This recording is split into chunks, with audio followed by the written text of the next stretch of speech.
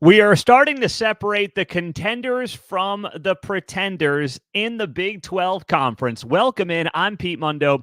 We are Heartland College Sports, and we cover the Big 12. If you are new here, well, make sure you are subscribed right below the video. Same thing. If you could take a half a second, hit that thumbs up on YouTube, it would mean the world to me, and it really helps the show more than you realize. So do that. And on the podcast, leave us that rating and review.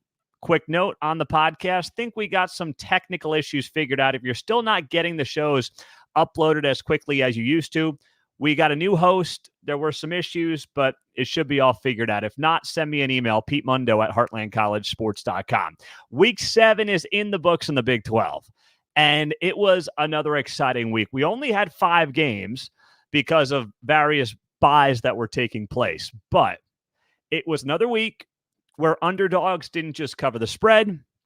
Underdogs won outright in multiple games in this conference. So let's just go right through it. And let's start with the Big 12's Friday night thriller, where Arizona State keeps it rolling, beating Utah at home 27-19, another underdog that gets an outright win.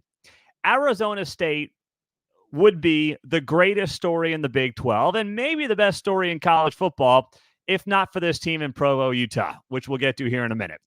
But Kenny Dillingham and his Sun Devils were picked to finish dead last in the Big 12 Conference this year, 16th out of 16.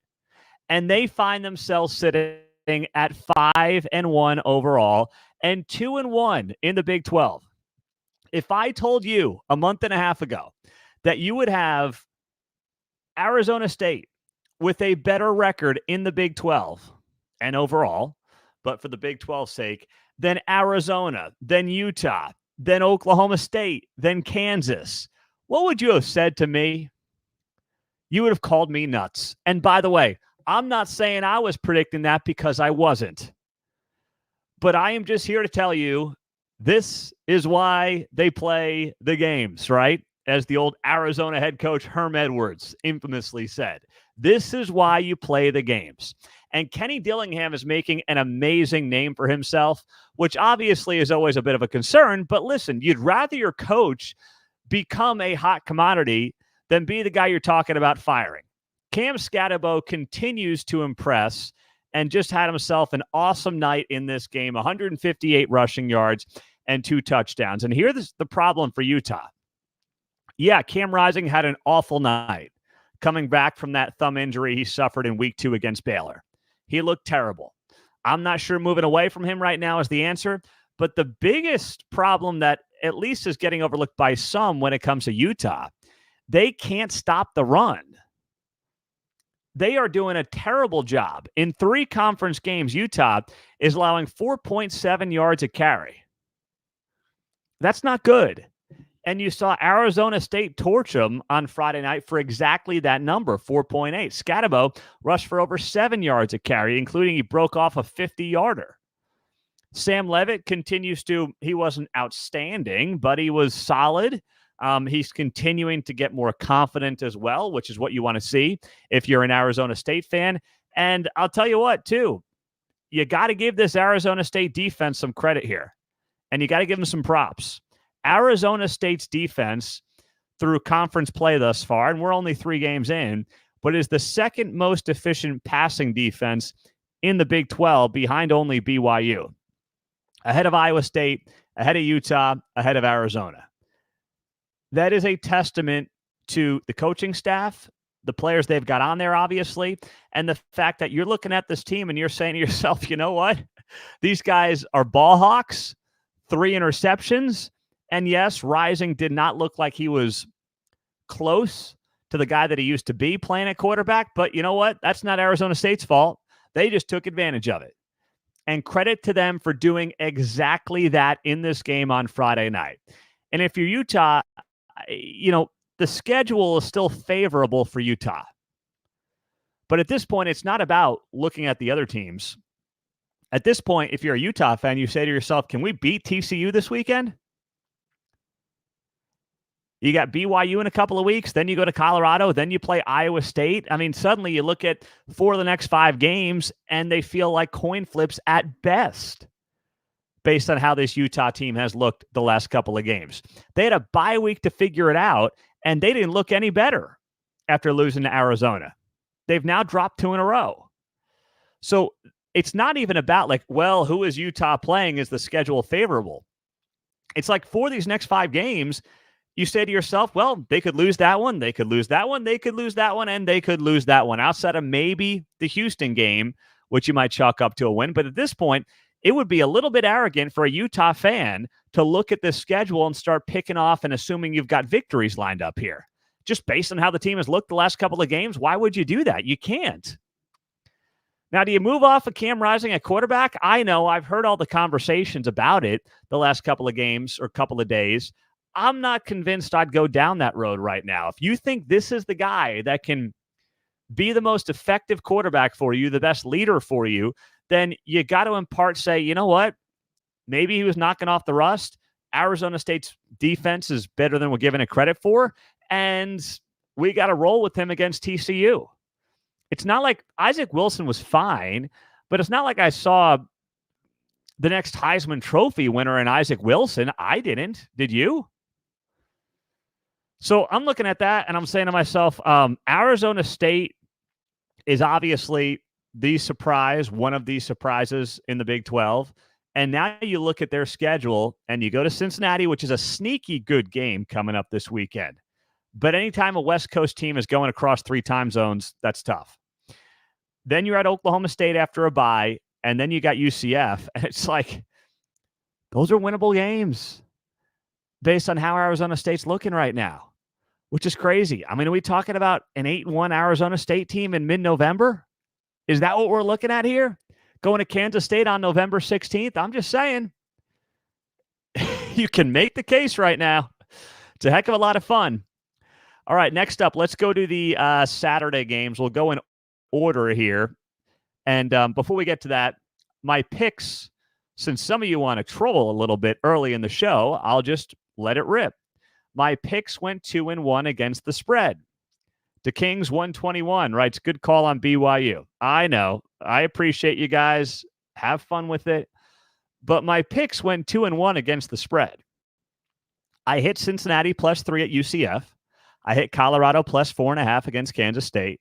And then I missed on Arizona +4 against BYU. Hey, you take 2-1 every week, right? I'm just saying, you take 2-1 every week, no doubt about it. I know I will. So that's how the picks did against the spread. I gave you 3, as I do each and every Thursday. And that is why you have to subscribe to the show, by the way, so you don't miss that show where I try to make you some money. Let's go to Cincinnati UCF. UCF is officially a dumpster fire. They are 1-2. They don't know who their quarterback is. I will say this much about KJ Jefferson. I appreciate what appeared to be a good sideline demeanor for a guy who just got benched, but they don't have an answer at that position. Now, Ja'Cory Brown had moments where you said to yourself, maybe he's the guy. He rushed for 84 yards. He was all right throwing the ball, threw for over 200, threw a touchdown pass. That after true freshman E.J. Colson got the start, which was kind of weird because he looked in over his head. I'm not quite sure why Colson got the start when they were going to Brown anyway as the game went on, but whatever. It's been a position that's unfortunately held UCF back this year. And even though they rushed for 5 yards a carry, this was supposed to be a team, and it looked like it early in the season, that was going to be one of the best rushing attacks in not just the Big 12, but the country. But guess what? Defenses adjust. And when defenses realize you can't throw the ball, they're going to make you throw the ball. And that's what happened with UCF the last couple of weeks, and that's why they moved off of KJ Jefferson. He just has not developed into a guy who can get the ball down the field effectively, which is what he needs to do to open up the running game. And he couldn't do it. And that is just continuing to be such a problem for this UCF team, which actually played okay defensively when you look back on this game. I mean, the game was littered by turnovers early on. You had fumbles, interceptions, fumbles. I mean, it was back and forth when it comes to sloppy play early on. But to me, when Cincinnati got in the groove late in the first quarter and put together a lengthy and the first touchdown drive of the game, I thought to myself, you know what? That's what that offense needed on the road to feel good about themselves. They converted, I want to say, gosh, it was that drive where there was a penalty on UCF. It was like, I don't know, a 3rd and long right around midfield. And UCF is about to get off the field in a 3-0 game. And UCF jumps off sides at home, which is just unbelievably dumb. And it set the tone for the day when UCF had, I believe it was 10 penalties on the afternoon. When you're the home team and you have 10 penalties, that's an embarrassment. No home team should be going through 10 penalties. And then it became a 3rd and short. Cincinnati converts, and a couple plays later, they end up scoring a touchdown. And then it's 10-0. You're Cincinnati. You're on the road. UCF can't get anything going on offense for the most part, even after an interception by Cincinnati. And it didn't really matter. I think that drive ended up with a field goal for UCF, but they just couldn't really get it going. And I know, early in the third quarter, you're sitting there if you're a UCF fan, and you're saying to yourself, hey, we got ourselves a tie ball game, right? Things are looking up for us. Look, this thing's turning around. Well, then what happens? Cincinnati comes down the field, has a 51-yard field goal from Nathan Hawks in that spot. And, I mean, that is a monster boot right there. That's a big kick in a big spot from Nathan Hawks. And after that, I mean, a couple of drives later, Cincinnati gets a touchdown. They end up going up 19-10 at that point. And with the struggles of this UCF offense, you just never felt like they were going to get themselves into a place when they're down 2 scores to win the game. It just didn't feel that way. Even though, of course, I mean, you look at the end and they kind of had a chance, right? At the very end, they had a chance technically, but at no point was I really like sweating that one out. I'm sure Cincinnati fans were, because you've seen your team lose to Pittsburgh this year. You know, you've seen obviously bad losses historically. The Pitt loss still burns you. But just as someone who is an observer of the game and wasn't like rooting on either side, I wasn't watching that and feeling like Cincinnati was going to blow it or was in any serious trouble, because I did not trust this UCF offense. The UCF defense really wasn't bad, right? If you're going to sit there and say, hey, we're going to hold the team to 19 points, with the weapons UCF has, you've got to figure that's more than enough. But it wasn't, because now the offense is a problem. And that is going to be a massive issue for this UCF team. And it really feels like UCF season has totally spiraled. Meantime, Cincinnati's sitting there at 2-1 and thinking, hey, why not us? Why aren't people more people talking about the Bearcats? Now, do I think Cincinnati's going to be competing atop the Big 12? I don't. I know they're 4 points away from being undefeated, but I do not see this Cincinnati team as a Big 12 contender. I don't. But if you're looking for the favorable angle here, Arizona State's coming to town this weekend. That's good, just because you got them traveling the 2,000 miles or whatever it is. And your only ranked games left as of now are Iowa State and Kansas State, and those come in a month, November 16th and November 23rd. So you say, hey, why not beat Arizona State, go to Colorado, beat West Virginia at home? Not going to be easy. They could win all 3. They could lose all 3. But you've certainly got a coin flip's chance in each of those games. So if you're a Cincinnati fan, you should be very optimistic right now. But I'm not going to sugarcoat it and say I think they're going to be sitting here in a month as a team that's in the mix for a Big 12 title. I could see them losing 2 of those next 3. Now, next up, let's talk BYU smoking Arizona 41-19. It was telling to me early in that game, and it was either the first or second. No, it was the first drive of the game for BYU. They get the ball all the way down to the Arizona 5-yard line, and they go for it on a 4th and 4. from inside the 5-yard line instead of taking the points. And at the time, I thought to myself, why do that? Like, just take the points, right? Get on the board. First drive of the game, you had a great drive. You chewed up clock, take some points, move on. And then when Arizona comes down and scores after that turnover on downs, I'm like, what are you doing, BYU? Just take the points. You've got a great defense. Just take the points. Well, obviously, they knew what they were up against. That was a signal right there that BYU and Coach Satake and the entire staff had zero respect for the Arizona defense. And they obviously proved that as the game progressed. Even when they were down 7-0, what do? They respond with a 10-play, 70-yard drive. So they had 2 opening drives, and they each went at least 10 plays, and they each went at least 70 yards. And then their third drive, 7 plays, 99 yards. They knew what they had seen on tape, and they had zero reason to fear the defense of the Arizona Wildcats. And they were right, because as this game progressed, it became very clear. And they got settled in defensively after the opening touchdown. They got the interception. They had a turnover on downs, another interception. Arizona fumbles. They dominate the turnover margin. They were in complete control of this game, and they absolutely blew out Arizona. And BYU, I put in a similar place to where I kind of had over the last couple of weeks Iowa State. I wanted to buy in, but I just wanted to see more. And they had the comeback against Baylor a couple of weeks ago. They're coming off a bye. They got Arizona at home, an Arizona team that has been hot and cold. Arizona gets up a score on the road early after a turnover on downs, and BYU says, we're fine. We're going to just blow your doors off, and we'll take care of this one, no problem. And that's exactly what happened. So this is a huge win for BYU, who had its largest attendance number in Provo since 2009, 64,420 strong.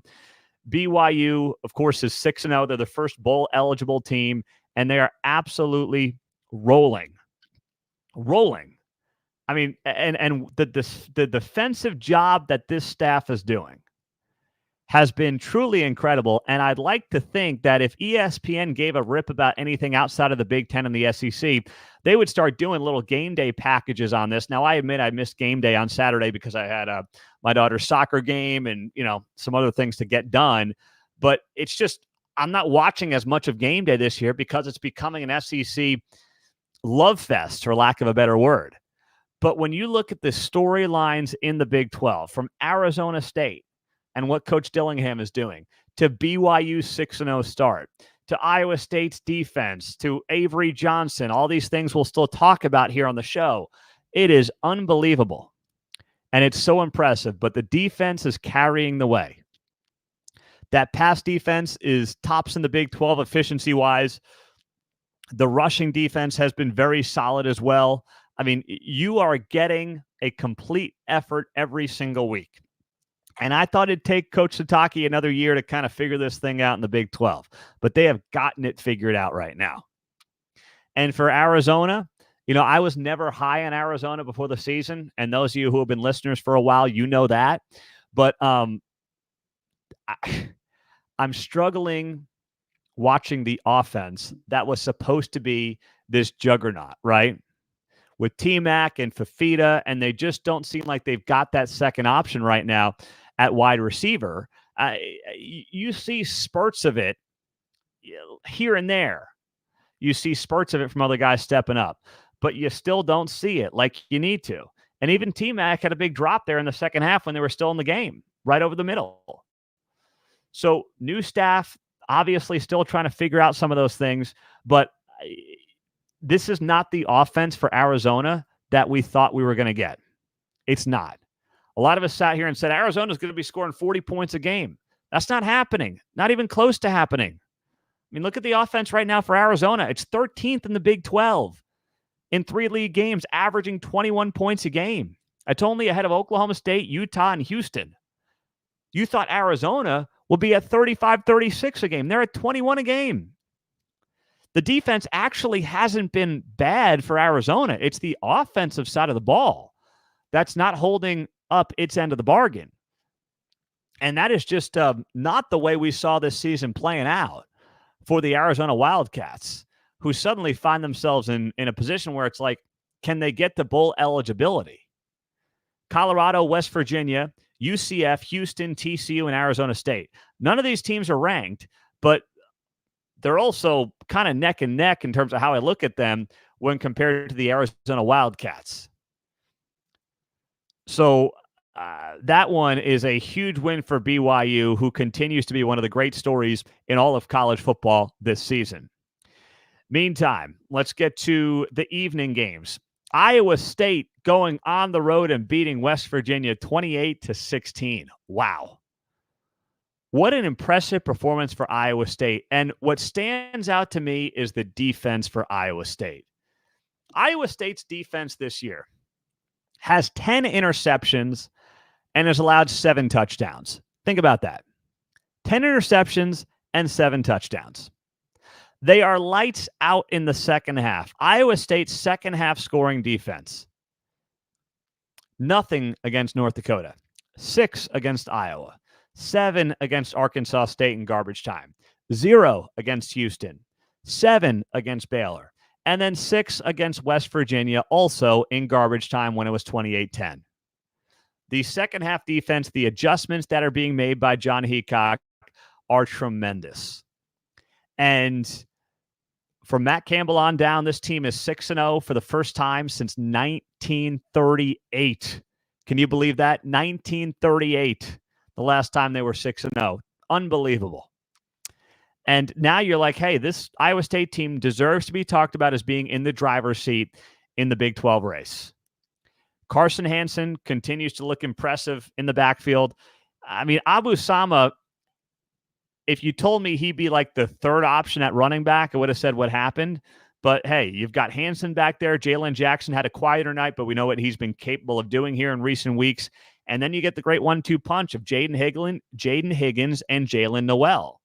And Noel scored the big touchdown on the bust by the West Virginia secondary. And that was a huge turning point in this game where it felt like Iowa State was going to take care of business. And that's exactly what they did. Now for West Virginia,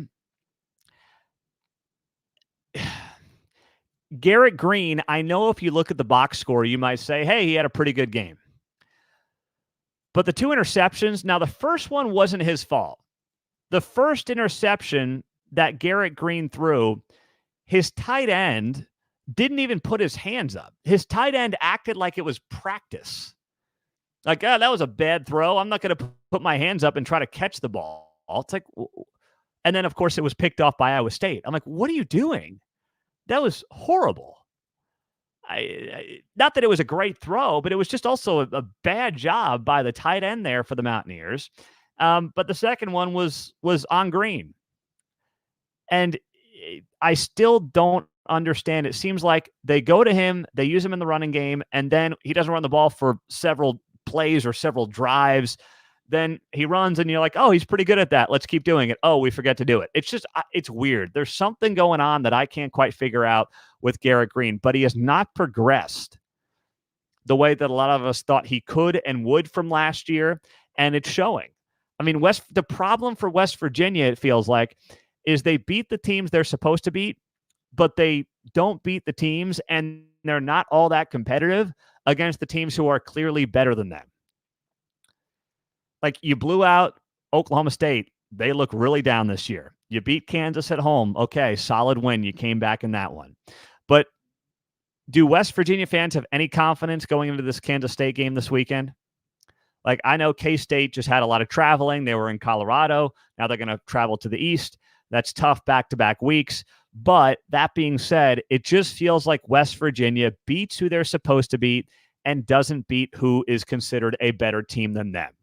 And at some point, if you're Neil Brown, you got to start pulling off an upset or two, right? Like, yes, you were an underdog. You were expected to lose this game. But at what point can a West Virginia fan say, hey, Neil, can you win me one of these games? Can you win a game where you're an underdog that you're not supposed to win? And it just feels like more often than not, they don't win those games. That like they don't like what's the last major win this program has had at home in front of that Mountaineer faithful in a huge game with Big 12 implications or a non-con like, a Penn State? Now, maybe a Mountaineers fan can think of one that I'm not thinking of off the top of my head, but I don't know what that game is. Do you? So I get it. If you're a West Virginia fan, and I got plenty of buddies of mine who are WVU graduates, it's just frustrating because the final score doesn't even do this game justice because it really was a 3-score game down the stretch. Iowa State put it away, and Rocco Beck continues to just develop on the day his dad is getting honored there at his alma mater at West Virginia. So a little awkward, but kind of a cool moment as well. And Iowa State is going to be a force to be reckoned with. Man, this defense is just nasty, and the offense continues to get more confident and continues to get better. So credit to Iowa State on their win at West Virginia. And then last but not least, the late game. And I feel bad for K-State fans. You've had a couple of these really late games. You had to go to BYU. Of course, that one you probably wanted to go to sleep early. But last night, you're up till 12:30, 1 o'clock in the morning Central Time.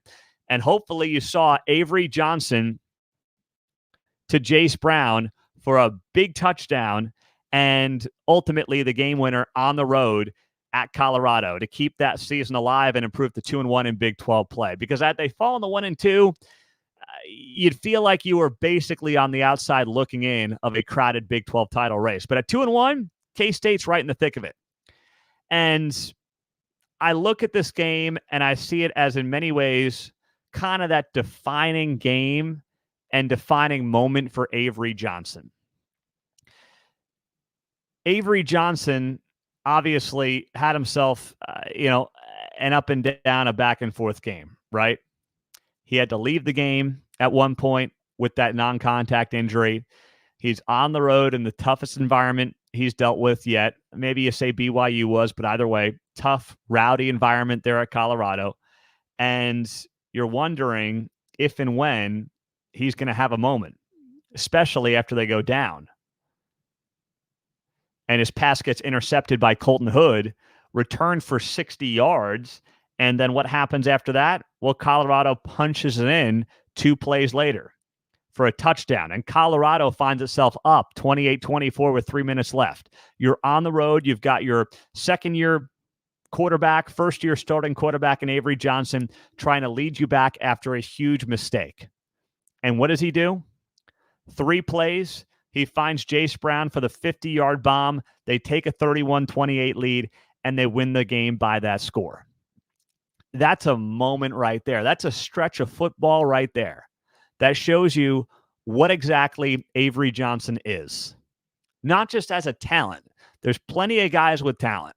That moment right there showed you what Avery Johnson is as a leader and as the guy on this team that people needed to make a big play in the biggest moment of the season. And that's what Avery Johnson did. He made the biggest play at the biggest moment and arguably saved this season for Kansas State in a 31-28 victory at Colorado. And he did it, against Deion Sanders, of course, who had a son at quarterback. And, Shedeur had himself a solid game. But listen, when Travis Hunter goes down, a guy who's probably going to be a top 5 pick in the NFL draft, and he's a two-way player, that's a tough break. Does Colorado win the game with him on the field? I have no way of knowing. It's at that point, that is total speculation. There's no point in going down that road. But Shedeur Sanders got his yards. He did. But here's the thing. In the trenches, Colorado defensively, not bad in the trenches. They've gotten better along that defensive line. But the offensive line for Colorado is still a mess. You look at Kansas State, 6 sacks on the night. They just demolished Colorado on the ground. Colorado had 19 carries for minus 29 yards. You heard that right.